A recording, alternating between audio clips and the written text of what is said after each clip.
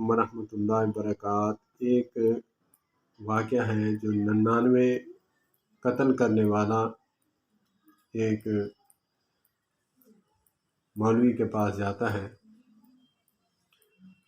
تو مجھ جیسا مولوی ہوگا، نام نہاد مولوی یا پھر شولوی بھی بلا سکتے ہیں، جو ایم اے پاس ہوتا ہے، نیم حکیم جان خطرہ، نیم ملا ایمان خطرہ۔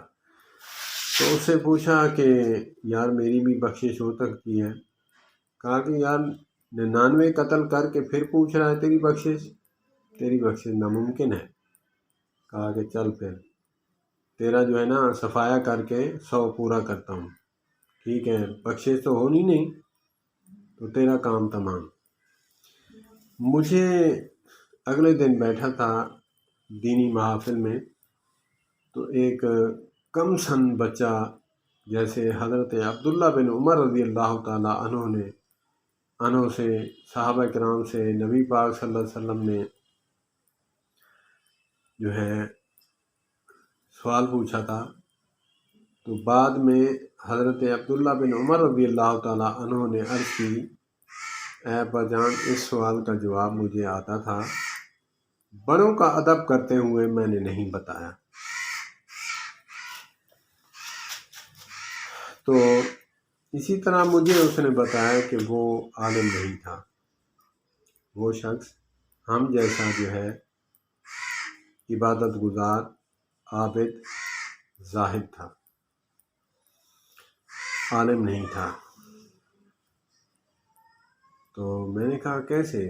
کہتے ہیں کہ عالم جو ہے جتنا بد عمل ہو جائے اس کے پاس علم ضرور ہوتا ہے اور وہ حدیث پر عبور رکھتا ہے، عالم کا بڑا مقام ہے۔ تو اسی لیے جو عابد اور زاہد تھا اس کو تکبر آیا، اپنے عبادتوں کی گھمنڈ میں آ کر اس نے کہا تیری بخشش نہیں ہوگی۔ اللہ معاف فرما دیتا ہے، بندے معاف نہیں کرتے۔ اگر خود کو معاف کرانا چاہتے ہو تو بندوں کو معاف کرنا سیکھو، جو اصل میں بندے ہیں اور انسانیت کے دائرے میں ہیں، ان کو معاف کرنا سیکھو۔ جو انسانیت کے نام پر بدنما داغ، بدنما دھبہ ہیں، ان کو آپ اگنور کر دو، ان کا معاملہ اللہ کے سپرد کر دو۔ اللہ پاک ان سے ضرور پوچھے گا۔ وہ دن قریب ہے کہ جب اللہ پاک فرمائیں گے لمن الملک اليوم، بتاؤ آج کس کی بادشاہی ہے؟ تو اس وقت انبیاء بھی نفسی نفسی نفسی، اللہم نفسی نفسی۔